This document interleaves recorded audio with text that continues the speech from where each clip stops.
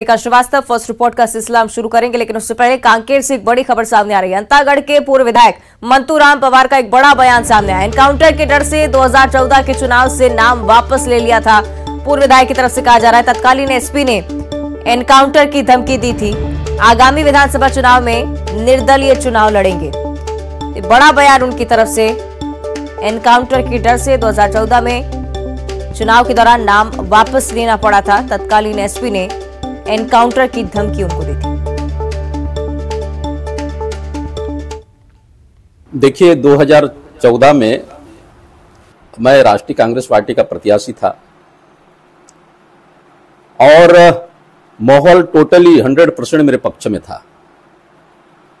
Bharatiya Janata party के प्रत्याशी श्री भोजराज नाग का स्थिति बहुत खराब था। आरोप मेरे ऊपर बहुत सारे चीज लगा, लेन देन का हुआ, लोगों ने करोड़ों का बात मेरे ऊपर लांछन के रूप में लगाए। पर वास्तविकता तो ये है कि मैं चुनाव लड़ना चाहता था। आज चुनाव लड़ता तो मुझे लगता था कि हमको कामयाबी प्राप्त होता, पर उस बीच में शासन की ओर से यहाँ वर्तमान एसपी राजेंद्र दास, उनके माध्यम से फोन के द्वारा मुझे धमकी दिया गया, यदि आप अपना नाम वापस नहीं लोगे तो कभी भी आपके ऊपर दुर्घटना घट सकता है, इनकाउंटर हो सकता है। मेरे सामने मौत, केवल और केवल डर के कारण। मेरा भी परिवार है, जिसके चलते हुए मैं नाम वापस लिया था। और इस बात को मैं आज नहीं कहता, ये जब से मैं नाम वापस लिया तब से इस बात को कहा। और ये भी मैं बताना चाहता हूं कि 164 के बयान में भी मैंने न्यायालय में भी इस बात को कहा है, पर अभी तक इसकी कार्रवाई नहीं हुआ है। मैं चाहता हूं इसकी जांच हो जाए और दूध के दूध और पानी का पानी हो जाए, ताकि जो मेरे ऊपर लांछन लगाए हैं राजनीति पार्टी ने, मंतूराम पवार ने पैसा लिया, मंतूराम पवार ने जनता को धोखा दिया, मंतूराम पवार मैदान छोड़ के भाग गया, ये स्पष्ट हो जाए। और मैं भी पहले से स्पष्ट करना चाहता हूं, और आज जनता सब देख रहा है, मैं फिर से अभी अंतागढ़ विधानसभा में निर्दलीय चुनाव लड़ने के लिए ऐलान कर दिया है। मेरा कोर कमेटी बन चुकी है, जिसके चलते हुए आज भारतीय जनता पार्टी और कांग्रेस की स्थिति बहुत खराब है। भारतीय जनता पार्टी के लोग भी मेरे साथ जुड़ रहे हैं, कांग्रेस के लोग भी मेरे साथ जुड़ रहे हैं, अन्य और समाज के लोग भी आज मंतूराम पवार को समर्थन दे रहे हैं। और मंतूराम पवार अंतागढ़ विधानसभा में समाज के, सर्व समाज के प्रत्याशी के रूप में चुनाव लड़ेगा। इस बार इनकाउंटर की बात क्या, मंतूराम पवार के सामने 47 के 7 भी यानी कि सीना में तान देंगे, तब भी मंतूराम पवार न डरने वाला है न झुकने वाला है। इस बार मेरी लड़ाई अंतागढ़ विधानसभा की है। पर उस बीच में पवार की तरफ से और ज्यादा चर्चा इस पर हम करेंगे। हमारे सहयोगी खेम नारायण हमारे साथ फोन लाइन पर जुड़ रहे हैं। खेम, बहुत बड़ी बात पूर्व विधायक कह रहे हैं, लेकिन सत्यता कितनी इसमें, ये भी अब जांच का विषय है। फिलहाल क्या कुछ मायने इसके? जी देखिए, 2023 में अब विधानसभा चुनाव होने वाले हैं, और ये जो मंतू पवार पूर्व विधायक हैं, ये हमेशा 2014 जो उपचुनाव है वहां से नाम वापसी के बाद लेने के बाद से ये चर्चा में रहे हैं और कई प्रकार के विवादों से भी घिरे हुए हैं। और ये अब जो बयान जो दे रहे हैं 8-9 साल बाद, जो अपनी चुप्पी जो साधे हुए थे, अब 2023 में विधानसभा चुनाव आ रहा है और इनको अब निर्दलीय चुनाव लड़ना है। तो जनता में विश्वास जो है बनाने के लिए जो है इस तरीके से ये एक बड़ा बयान जो है उन्होंने सामने लाकर रखा है। अब ये तो जांच का विषय है कि ये जो इन्होंने आरोप लगाया है कि उन्हें एनकाउंटर कर देने की बात या धमकी मिली थी, ये जो है अब तक शांत थे और जनता के सामने ये बात नहीं आई थी, बल्कि उनके ऊपर ये आरोप लगाया गया था कि उन्होंने आखिरी दिन में जो है नाम वापस करके कर लिया था और किसी प्रकार से पैसे की लेन देन की बातें भी जो है आरोप इन पर लगा हुआ था। जी बिल्कुल, प्रश्न यही कि अगर 2014 में ये सब हुआ तो 2023 में आके अब वो बोल रहे हैं। और अब एक और बड़ी बात है कि बीच में भी कहीं ना कहीं उन्होंने जिक्र किया है कि पहले भी बोलने को हम हुए और जैसे तैसे बात सामने रखी गई, लेकिन कार्रवाई नहीं हुई और कहीं ना कहीं डर उनको तब भी था। लेकिन जिस तरह से आप इसका जिक्र करें कि काफी विवादों में घिरे रहते हैं मंतूराम पवार, तो कितनी सत्यता हो सकती है इस बयान में, कुछ अंदाजा भी इसका? जी, अभी तो ये जो है इन्होंने अपना बयान जो है मीडिया के सामने रखा है और ये जो है जांच का विषय है कि जब उस समय के जो तत्कालीन एसपी जो रहे हैं और जिन्होंने उनको जान से मारने की जो है एनकाउंटर करने की जो धमकी दी है, ये जांच का विषय है। और उन्होंने कहा है कि मैंने किसी कागज में, ये कॉलम में लिखा भी है कि मुझे इस प्रकार से धमकी मिली है, इसलिए मैं अपना नाम वापसी किया हूँ। जी चलिए, कुल मिलाकर जांच का विषय है पूरा बयान। शुक्रिया आपका खेम नारायण जानकारी के लिए। और मध्य प्रदेश सरकार अब जल्द ही राज्य भर में हेरिटेज शराब की बिक्री करने जा रही है। जल्द ही इसके उत्पादन और बेचने के नियम भी जारी होंगे। हेरिटेज शराब का लाइसेंस 1000 रुपए से भी कम में उपलब्ध होगा। पायलट प्रोजेक्ट के तहत डिंडौरी और अलीराजपुर में इसके प्लांट सबसे पहले लगाए गए थे। टेस्ट ट्रायल में ये प्रोजेक्ट सफल हुआ और इसके बाद अब प्रदेश भर में इसके प्लांट लगाए जाएंगे। जब प्रदेश में शराबबंदी की मांग उठ रही हो और इस बीच हेरिटेज शराब के उत्पादन और बिक्री को लेकर सरकार का यह फैसला कितना महत्वपूर्ण है, लाइसेंस किन लोगों को दिए जाएंगे, क्या होगा प्रावधान, जानकारी दे रहे हैं संवाददाता रंजना दुबे।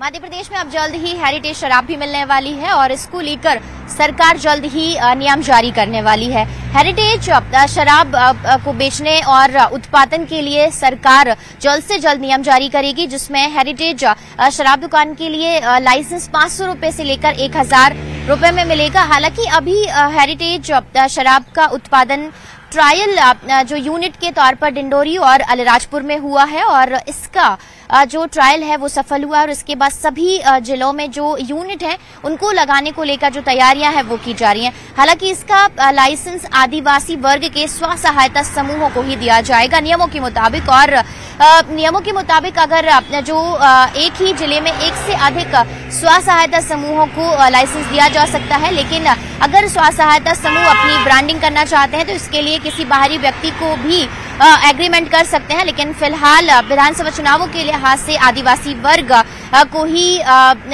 जो प्रभावित करने के लिहाज से सरकार के लिए इसे बेहतर कहा जा सकता है और बार में भी इस शराब को बेचने की अनुमति दी जाएगी। एक ऐसी मछली जो उत्तरी अमेरिका में पाई जाती है, जिसका मुंह घड़ियाल की जैसा दिखता है, जिसे देखने के बाद रूह सिहर जाती है। कहते हैं कि मछली इंसानों पर कभी भी हमला कर सकती है। बेहद खतरनाक मछली भोपाल के बड़े तालाब में मिली है। हड़कंप मच गया इसके बाद। लंबाई करीब 1.5 फीट, देखने में आम मछलियों जैसी बिल्कुल अलग लगती है। नाम एलिगेटर गारफिश। आखिर बड़े तालाब में मछली कहां से आई, तालाब के इकोसिस्टम के लिए कितना खतरनाक है, जानकारी दे रहे हैं संवाददाता अनुराग श्रीवास्तव। उत्तर अमेरिका में पाई जाने वाली एलिगेटर गार फिश के भोपाल के बड़े तालाब मिलने से हड़कंप के हालात हो गए हैं। घड़ियाल और मगरमच्छ के मुंह की तरह दिखने वाली ये फिश भोपाल के बड़े तालाब में किस तरीके से पहुंची, इसका अब पता लगाया जा रहा है। दरअसल एक मछुआरे के जाल में ये फिश फंसी और इसका फोटो वीडियो तेजी के साथ वायरल हो गया और इस वायरल फोटो और वीडियो के बाद वन विभाग के कान खड़े हो गए। वन विभाग अब इस बात का पता लगाने की कोशिश में है कि ये फिश भोपाल के बड़े तालाब तक पहुंची कैसे। दरअसल इस फिश की जो प्रजाति है वो मांसाहारी है और ये भोपाल के बड़े तालाब के इकोसिस्टम को बिगाड़ सकती है और यही वजह है कि वन विभाग का अमला अब इस फिश के भोपाल के बड़े तालाब में पहुंचने की जानकारी जुटा रहा है। जगदलपुर की भानपुरी में शादी समारोह था। शहनाइयां बज रही थी, सैकड़ों लोग शामिल होने के लिए पहुंचे थे और तभी अचानक बत्ती गुल हो गई। बिजली गुल होते ही किसी ने दूल्हा और दुल्हन पर तेजाब फेंक दिया। एसिड अटैक में दोनों झुलस गए। 10 अन्य लोग भी गंभीर रूप से जख्मी हैं। महफिल में वो कौन था जिसने अंधेरा होते ही एसिड से हमला किया? बत्ती अचानक गुल हुई या फिर इसमें भी कोई साजिश थी? झुलसे हुए दूल्हा और दुल्हन अभी कैसे हैं? क्या पुलिसिया कार्रवाई अभी तक इस पूरे मामले पर हुई है? सारी जानकारी लीजिए हमारे संवाददाता श्रीनिवास नायडू से। बस्तर में एसिड अटैक का मामला पहली बार सामने आया है। भानपुरी थाना क्षेत्र के आमावाल में कल देर शाम एक विवाह का कार्यक्रम किया जा रहा था। दूल्हा दुल्हन सहित पूरे परिवार के परिजन बैठे थे और तिलक का कार्यक्रम किया जा रहा था। उसी दौरान तेज आंधी तूफान से बिजली गुल हो गई और उसके बाद सब इधर उधर जाने लगे। ठीक उसी के बाद एक युवक शख्स आता है और एक ज्वलनशील पदार्थ छिड़क देता है।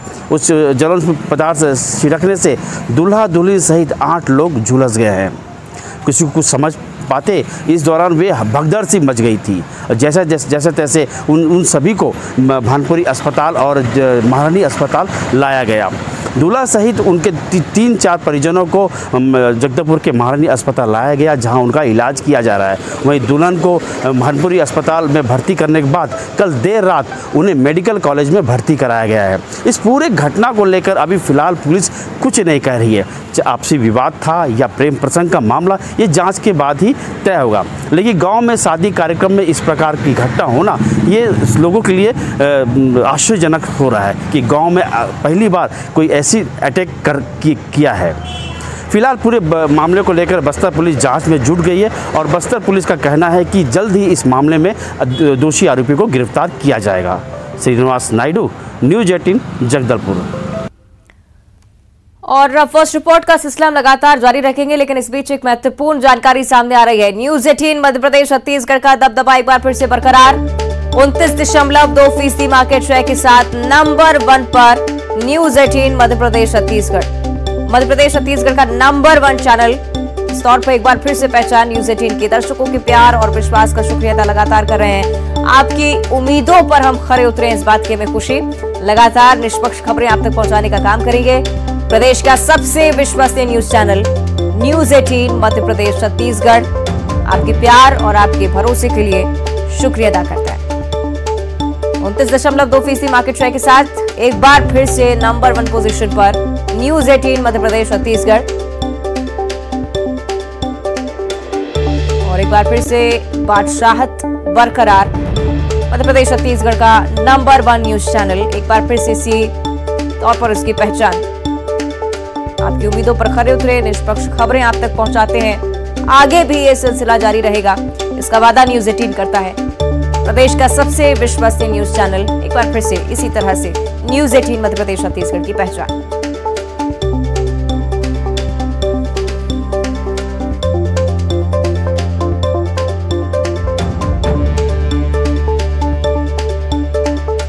न्यूज़ 18 मध्य प्रदेश छत्तीसगढ़ एक बार फिर से सबसे ज्यादा मार्केट शेयर के साथ सबसे आगे 29.2% market share.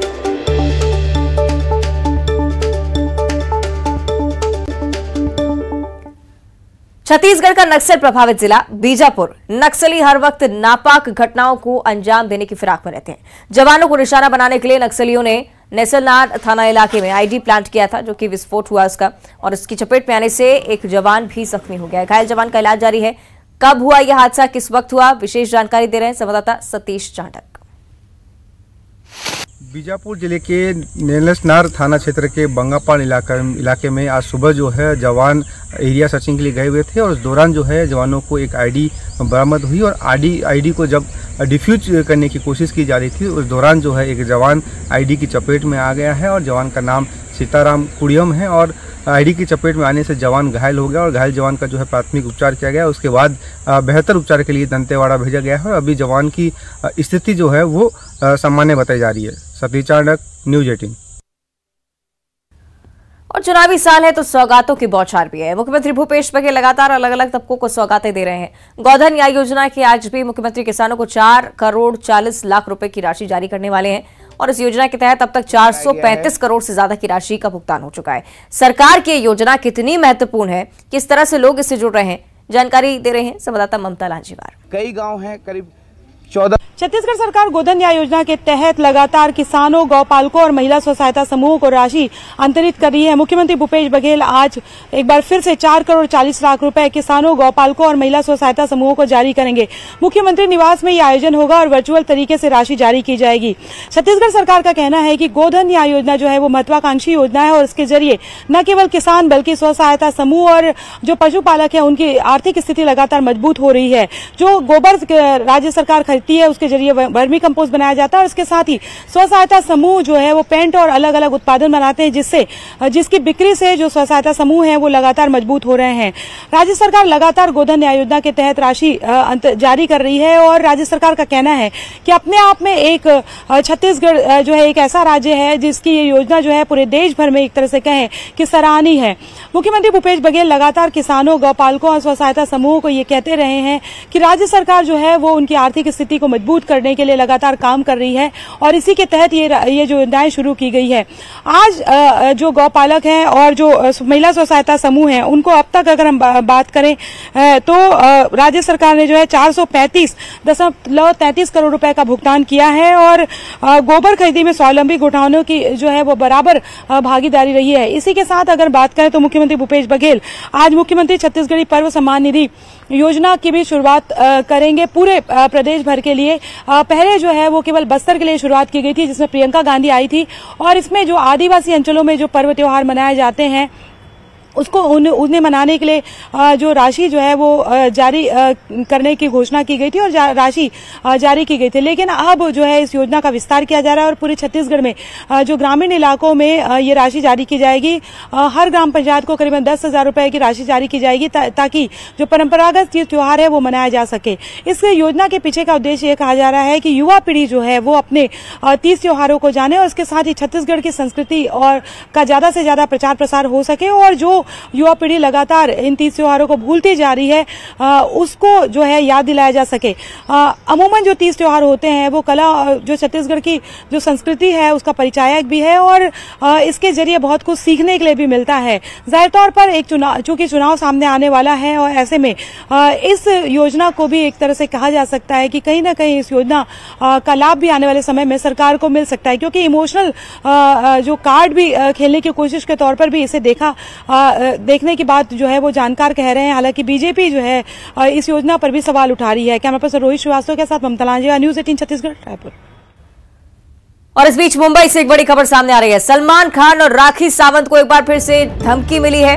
Lawrence Bishnoi gang ने जान से मारने की धमकी एक बार फिर से दी है। मेल के जरिए राखी सावंत को धमकी दी गई है। कहा है कि सलमान के मामले से दूर रहो। पुलिस को कोई शिकायत इसके लेकर फिलहाल प्राप्त नहीं हुई है, लेकिन बॉलीवुड के सुपरस्टार सलमान खान राखी सावंत को दोनों को ही जान से मारने की धमकी और सलमान खान को लगातार जान से मारने की धमकी मिल रही थी। बॉलीवुड एक्टर जो कि लगातार सुरक्षा को लेकर भी काफी चिंतित जिसकी लेकर और सलमान खान को शायद चौथी बार ऐसा है कि मेल के जरिए धमकी भरा लेटर उनको प्राप्त हुआ हो। इस बार राखी सावंत का नाम भी इसमें शामिल है क्योंकि कहीं ना कहीं भाई की सुरक्षा को लेकर, सलमान खान की सुरक्षा को लेकर कई बार वो आगे आ चुकी हैं और इसी बात का जिक्र इस मेल में भी है। उन्होंने कहा है कि सलमान से और सलमान के इस पूरे मामले से दूर रहो, नहीं तो जान से मारेंगे। इस बात का जिक्र ज्यादा जानकारी हम लेंगे। हमारे साथ संवाददाता वसीम लाइव जुड़ रहे हैं। वसीम, लगातार हम देख रहे हैं जो धमकी का सिलसिला चला है, सलमान खान को चौथी बार शायद ऐसा हो कि धमकी मिली हो। क्या कुछ लिखा गया है इस मेल में, क्योंकि राखी सावंत का नाम भी इस बार सामने आया है? देखिए, जिस तरह से लगातार हमने देखा है कुछ दिन पहले कि अभिनेता सलमान खान को धमकी दी जा रही थी, उसकी वजह से उनकी सिक्योरिटी भी बढ़ा दी गई थी। लेकिन जिस तरह से अब नया खुलासा इसमें साफ तौर पे दिखाई दे रहा है कि राखी सावंत जिन्हें 18 अप्रैल को एक ही दिन में 2 बार मेल भेजा गया और मेल के जरिए उन्हें धमकी दी गई कि सलमान खान के मामले से दूर रहें, नहीं तो आपको भी इसका खामियाजा भुगतना पड़ेगा। यानी कि जिस तरह से देखा गया था, जब सलमान खान को धमकी आई थी उस दौरान राखी सावंत ने बिश्नोई समाज को लेकर अपनी बातें रखी थी और कहा था कि सलमान खान बहुत अच्छे आदमी हैं, मैं सभी बिश्नोई समाज से माफी मांगती हूं। तो इस तरह की उन्होंने शब्दों का इस्तेमाल करके कहीं ना कहीं ये बताने की कोशिश की थी कि सलमान खान के समर्थन में, जिस शायद यही वजह है कि राखी सावंत को ये ईमेल के जरिए धमकी दी गई है और ये 18 तारीख को दी गई है। और इसमें करीब 7 बजे पहला मेल आया है, दूसरा करीब 1 बजे करीब 2 मेल आए। इन 2 मेलों में साफ तौर पे यही बताया गया, पहले मेल में ये बताया गया था कि राखी सावंत आप इस पूरे मामले से दूर रहे, नहीं तो आपको उसका खामियाजा भुगतना पड़ेगा। दूसरे में भी साफ तौर पर इसी तरह के शब्दों का इस्तेमाल किया गया है। राखी सावंत ने फिलहाल इस पूरे मामले को लेकर किसी भी तरीके से पुलिस शिकायत नहीं की है, लेकिन ये एक गंभीर मामला है क्योंकि इससे पहले भी हमने देखा है कि सलमान खान को लेकर लगातार धमकी आ रही थी, जिसकी शिकायत उन्होंने की थी और उसके बाद उनकी जो सुरक्षा है उसे भी बढ़ा दी गई थी। इंतजार रहेगा कि क्या रिएक्शन और किस तरह की कार्रवाई इस पूरे मामले पर होती है। शुक्रिया आपका फिलहाल वसीम इस पूरी जानकारी के लिए। बुलेटिन में इतना ही, देखते रहिए न्यूज़ 18।